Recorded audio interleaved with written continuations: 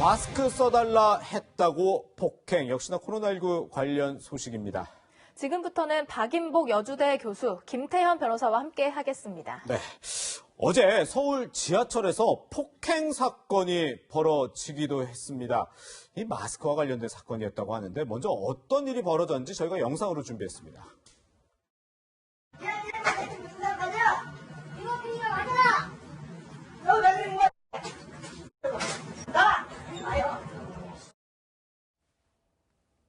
한 중년 남성이 저렇게 지하철 차량 안에서 이렇게 왔다 갔다 하면서 폭행을 하는 모습인데 왜 그런 거예요? 잠깐 영상을 보시면 아시겠지만 네. 이게 이제 어제 오전에 이제 27일 아니겠습니까? 목요일 7시쯤에 당산역 2호선 안에서 벌어진 난투극 같습니다. 아, 예.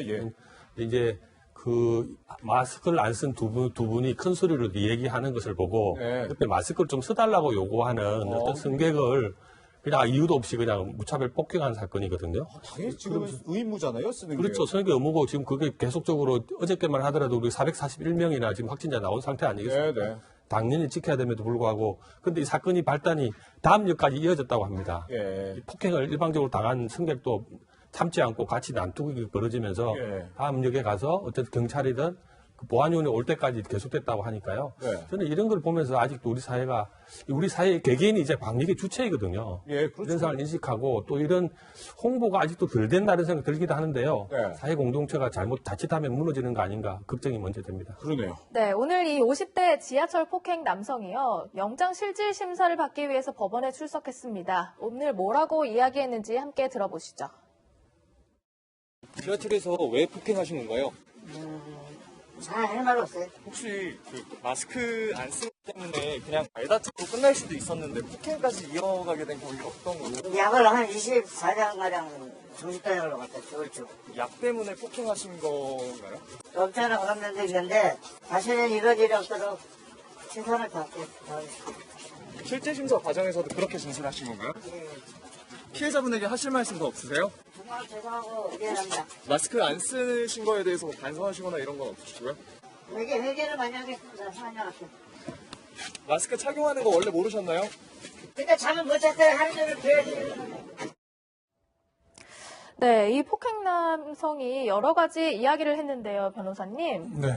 저희가 지금 속보를 먼저 잠시 전해드리고 속보가 들어왔는데요. 지금 오늘 아베 총리가 오후에 기자회견을 한다고 그랬는데 사임 의향을 밝혔다고 합니다. 최근에 일본 언론 등에서는 건강 이상설이 나오기도 했었죠. 최근에 일주일마다 병원을 가면서 건강 이상설이 나왔는데 이 지병 악화로 국정 지장 피하고 싶다 이런 입장을 밝히면서 총리직에서 물러나겠다는 뜻을 일본 아베 총리가 밝혔다고 합니다. 네, 최근에 건강 이사설 아무래도 관련이 있는 것 같고 아베 총리가 얼마 전에 일본 역대 최장기 재임한 총리에 오르기도 했는데 결국 지병 악화로 이 총리직에서 물러나겠다고 밝혔다는 속보 전해드리겠습니다. 네, 추가된 소식은 저희가 또 들어오는 대로 알려드리도록 하겠습니다. 오후 5시에 기자회견이 예정돼 있었는데 그보다 앞서서 사임 의사를 표명했다 이런 소식이 먼저 전해져서 여러분께도 먼저 알려드렸습니다.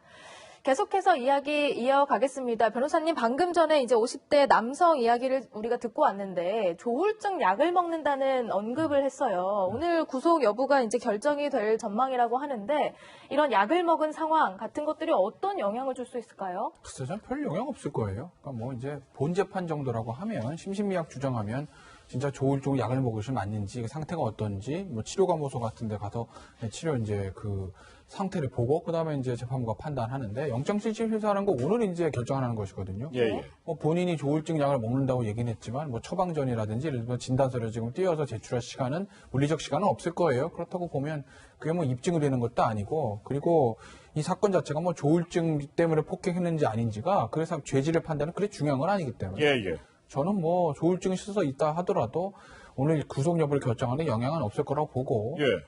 일반적인 경우라면 이거 구속감은 아니죠. 네네. 경찰 영장도 안 칩니다. 왜? 단순 폭행이니까. 예. 단순 폭행이고 피해자가 아주 크게 다친 것 같지도 않기 때문에 일반적인 경우는 영장 신청도 하지 않고 그냥 넘어가는 사안입니다. 네. 근데 경찰을 왜 쳤을까요? 왜 영장을 쳤을까요? 이거 마스크 때문 아니겠어요? 예. 지금 워낙 온 국민이 마스크를 써야 한다는 거는 의무감 모두 다 알고 있는 것이고 이게 굉장히 중요한 사안이기 때문에 이 문제를 가지고 폭행을 일으켰기 때문에 경찰도 영장을 신청한 거고 검찰도 그걸 받아서 청구를 했습니다. 결국 이제 남부지법의 재판부가 어떻게 판단하는 건데 저는 요새 사회 분위기를 봤을 때 영장 발부될 가능성도 높다.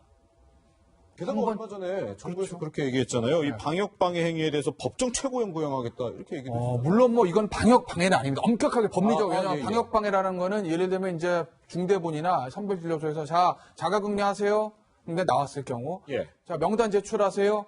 안 했을 경우 이런 게 이제 방역 방해고 이거는 예, 사실은 방역 공부와는 상관없는 일반 시민들 간의 다툼이니까 네. 법리적인 의미의 방역 방해는 아니지만 우리가 사회적으로 알고 있는 머릿속에서 인식하고 있는 광의의 방역 방해 행위라고 넓게 개념을 본다면 거기에 포섭시킬 수도 있죠. 협의의 법리적 의미는 아니라도 우리 사회에서 쓰는 관용적인 표현으로 범위를 넓혔을 때요. 네네. 그랬기 때문에 아마 요새 사회 이런 분위기를 감안했을 때 아마 저는 전격적으로 영장이 발부될 가능성도 저는 있다고 봅니다. 예.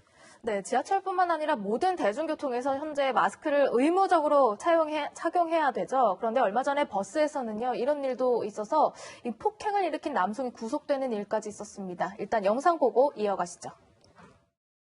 이제 마스크를 써라 이제 개발을 했고 이제 계속 이제 요구를 이제 시작하신 거예요. 네가 뭔데 또 이렇게 지적을 하니 갑자기 일어서가지고 이제 막 나한테 막 욕하면서 머리를 갑자기 잡당기더라고요. 이 버스에서 난동을 부린 승객이 술에 취해서 기억이 나지 않는다라고 주장을 했다고 합니다. 하지만 결국 구속이 됐다고 하죠. 그런데 교수님, 의무화 된 지, 지금 마스크 착용이 의무화가 된 지 5월 26일부터니까 좀 됐는데 이런 일이 끊이지 않고 발생하고 있다면서요? 사건만 보면은 이제 입건된 사건만 해도 449건이라고 하니까요. 349건. 349건이라고 하니까요. 사건화되지 않는 여러 가지 사회 현상들이 일어나지 않을까 싶은데요. 네. 아까도 말씀드렸다시피 자각을 해야 됩니다. 이제 우리 스스로가 이제 방역의 주체이고 우리 하나의 조심을 잘못하면 일파만파 퍼지는 거 아니겠습니까? 예. 바이러스라는 게. 그런 차원에서는 이걸 꼭 법률로 아니면은 제재를 해서라기보다 스스로 해야 된다고 하고 해야 될 필요가 있고요.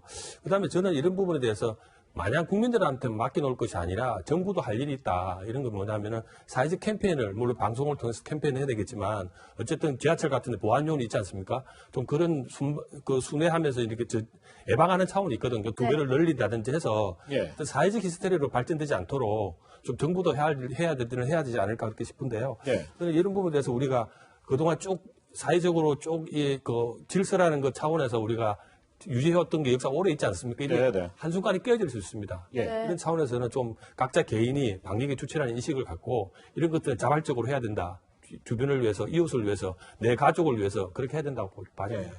이게 뭐 버스와 지하철에서는 마스크 착용 의무화돼 있는데 변호사님 앞으로는 이제 택시도 마스크 안 차면 이제 탑승 못 하게 되는 거죠? 뭐 그렇다고 하죠. 택시 업체에서도 이제 방대식 승객에게 마스크 착용을 요구한다는 것 같고 그래서 아마 모든 대중교통 수단에 마스크 착용이 의무화되는 겁니다. 근데 예, 예. 사실은 이게 뭐 어떤 행정 조치라든지 법리적 법으로 강제하는 게 아니라도 우리 시민 스스로가 본인의 건강을 지키기 위해서는 마스크 착용해야 되는 것 아니겠습니까? 예. 그러니까 뭐 단순한 강제적인 어떤 명령 이런 것들이 아니라 자발적으로 우리 시민들이 알아서 마스크를 착용하는 게 그게 제 건강도 보호하고 타인의 건강도 보호하는 올바른 길이겠죠. 네. 네, 코로나19가 재확산하면서 많은 시민들, 많은 국민들이 우려하고 있는 가운데요.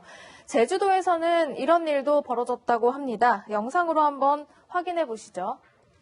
네, 영상을 보면요. 지금 제주도에서 불법 야간 파티가 이루어지는 모습이라고 합니다. 지금 사람들이 다닥다닥 붙어 있고. 마스크도 안 썼네요. 예, 저희가 지금 화면을 뿌옇게 처리했음에도 불구하고 사람들을 보면 마스크를 착용하고 있지 않은 모습을 확인할 수 있습니다.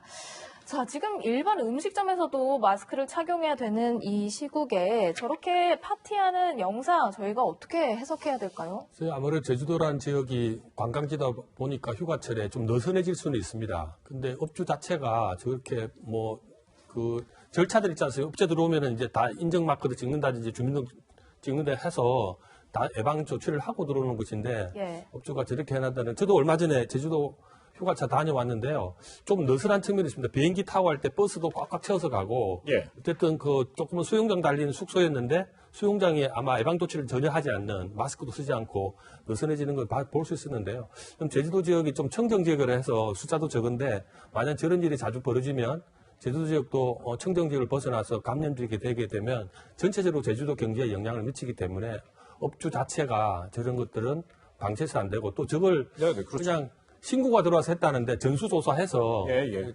행정당국도 강력한 제재를 해야 될 필요가 있다고 보여집니다. 네. 네, 지금 방금 영상으로 확인했던 곳 중에 한 곳이 일반 음식점으로 운영한다고 해놓고 불법, 무허가 유흥주점 영업을 하고 있는 그런 모습이었다고 하니까요.